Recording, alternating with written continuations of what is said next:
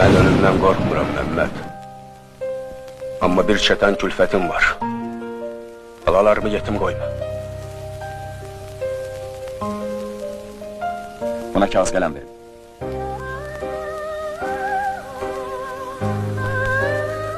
Yaz.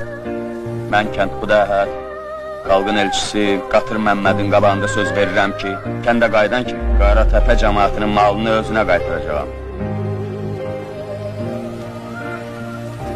İkinci, mənə məxsus olan mal-qaradan bir camış, bir inək, 5-10 qoyun özümə saxlayıb, qalanının hamısını kasıb küsuba paylayacağam.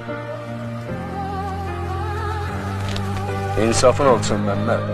Bizi acından kırdırma. Ben de adama bakayım. Sən adam deyilsən kənd Xuda, heyvansın.